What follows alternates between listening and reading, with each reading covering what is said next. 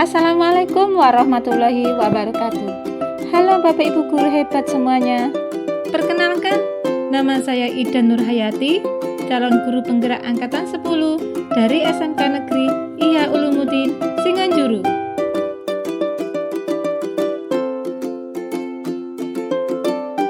Pembukaan CGP angkatan 10 secara serentak oleh Kemendikbudristek yang diselenggarakan pada tanggal 15 Maret 2024 secara virtual bersama Ibu Profesor Dr. Nuluk Suryani, MPD, selaku Direktur Jenderal Guru dan Tenaga Kependidikan, dan juga bersama Bapak Dr. Kasiman selaku Direktur Kepala Sekolah, Pengawas Sekolah, dan Tenaga Kependidikan.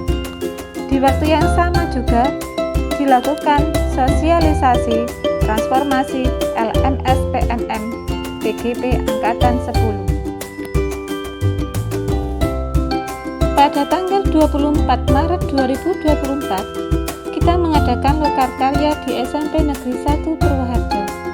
Lokakarya tersebut dibuka langsung oleh perwakilan cabang dinas wilayah Banyuwangi. Kemudian kita diarahkan masuk ke kelas dan mengikuti serangkaian kegiatan lokakarya.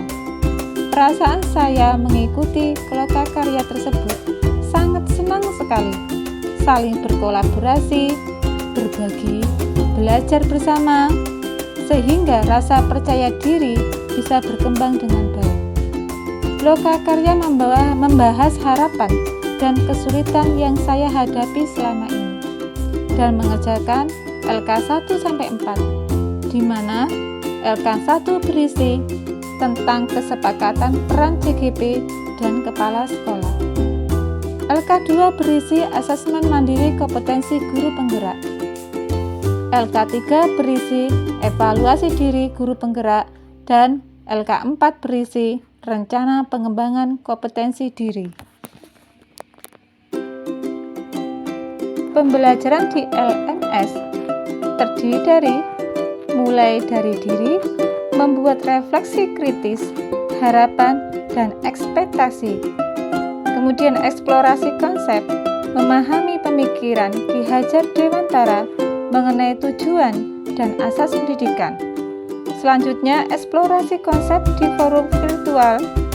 Kita berdiskusi, dan diskusi tersebut dipimpin oleh Ibu Dwi Kanti Rahayu terkait refleksi kritis tentang pemikiran filosofi pendidikan Ki Hajar Dewantara, di mana kita memahami tujuan pendidikan serta peran guru kepada anak didik. Di dalam ruang kolaborasi tersebut, kita membuat tugas kelompok, mempresentasikan dan mengunggah di LMS mengenai menemukan nilai-nilai luhur kearifan budaya daerah asal yang relevan menjadi penguatan karakter murid.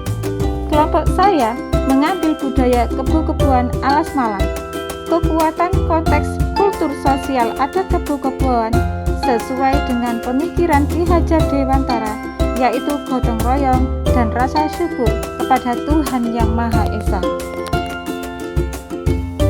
Pembelajaran di LMS selanjutnya, demonstrasi kontekstual, membuat karya dan mengunggah di LMS untuk menggambarkan pemikiran filosofis Ki Hajar Dewantara sesuai dengan pengetahuan dan pengalaman baru.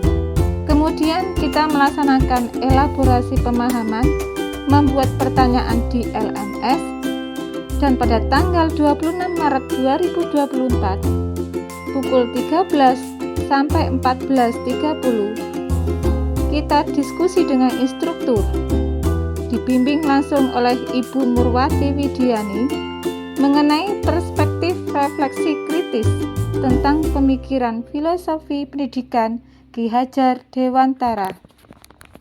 Pembelajaran di LMS selanjutnya mengenai koneksi antar materi, membuat kesimpulan dan refleksi, pengetahuan dan pengalaman baru yang dipelajari dari pemikiran Ki Hajar Dewantara.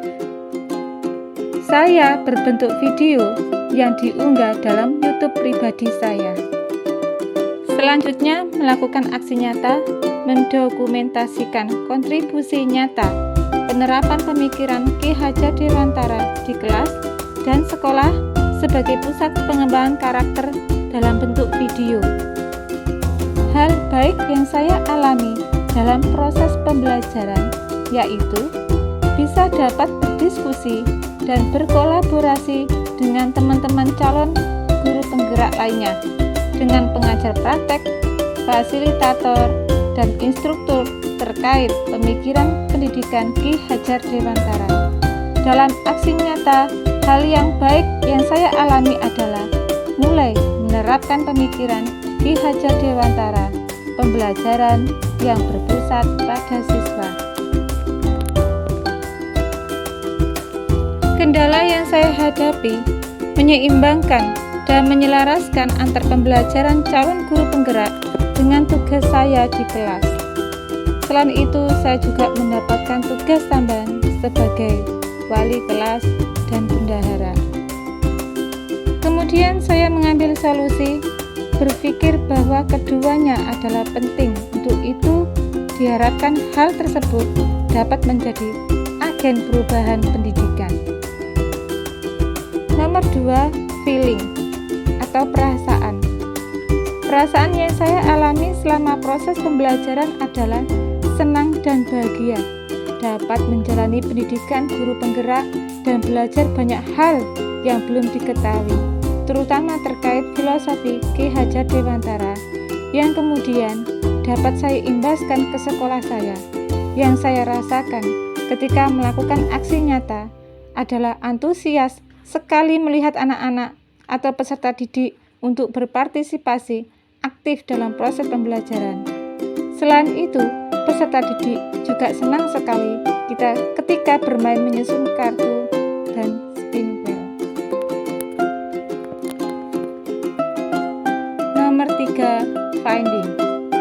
Pelajaran yang saya peroleh dalam proses ini adalah memaknai dan mengimplementasikan filosofi pemikiran Ki Hajar Dewantara, yaitu bagaimana menuntun peserta didik sesuai dengan kodrat alam dan kodrat zaman. Hal baru yang saya peroleh adalah pemahaman, pengetahuan baru selama proses calon guru penggerak dan mulai merubah kebiasaan yang tidak tepat dan menciptakan pembelajaran yang berpusat pada peserta didik. Secara rinci, yang akan saya lakukan adalah menuntun. Menuntun di sini memiliki makna menuntun segala kodrat yang ada pada anak agar mencapai keselamatan dan kebahagiaan yang setinggi-tingginya, baik manusia maupun anggota masyarakat. Sebagai fasilitator, memfasilitasi siswa selama proses pembelajaran berlangsung dengan menerapkan trilogi pendidikan Ki Hajar Dewantara, yaitu Ingarso Sungtulodo, di depan menjadi teladan, Imadya Mangunkarsa, di tengah membangun motivasi, Tutwuri Handayani, di belakang memberi dorongan. Menebalkan garis samar. Seorang anak atau peserta didik lahir dengan keunikan dan kekuatan kodrat yang masih samar-samar. Tugas guru adalah menebalkan garis samar agar anak menemukan versi terbaik dari dirinya. Budi pekerti. Hal yang paling penting dari proses pendidikan tidak hanya aspek kognitif saja, namun mendidik peserta didik sehingga dapat memiliki budi pekerti yang baik, sehingga memiliki karakter positif sesuai dengan profil pelajar Pancasila. Kodrat alam dan kodrat zaman. Keunikan peserta didik dan perkembangan zaman yang terus berubah, sehingga guru harus mampu mendesain suatu pembelajaran yang mengimplementasikan dua kodrat tersebut. Hal yang akan saya lakukan untuk lebih baik ke depannya adalah dengan merefleksikan kegiatan yang sudah dilakukan sebelumnya untuk mengetahui kekurangan sehingga mendapatkan hasil yang lebih baik dan terus belajar hal-hal baru dengan semangat yang dapat mendukung kompetensi saya. Tindakan saya lakukan setelah belajar dari peristiwa ini adalah dengan mengimplementasikan pemikiran-pemikiran Ki Hajar Dewantara dalam proses pembelajaran dengan cara mengenali dan memahami karakteristik murid dan memberikan pengajaran yang sesuai dengan kebutuhan murid, menggunakan metode pembelajaran yang bervariasi, inovatif, kreatif, serta menyenangkan dengan memanfaatkan teknologi dalam pembelajaran, merancang dan menerapkan strategi yang sesuai dengan kodrat alam dan zaman agar pembelajaran menjadi bermakna. Terima kasih. Salam Guru Penggerak. Wassalamualaikum warahmatullahi wabarakatuh.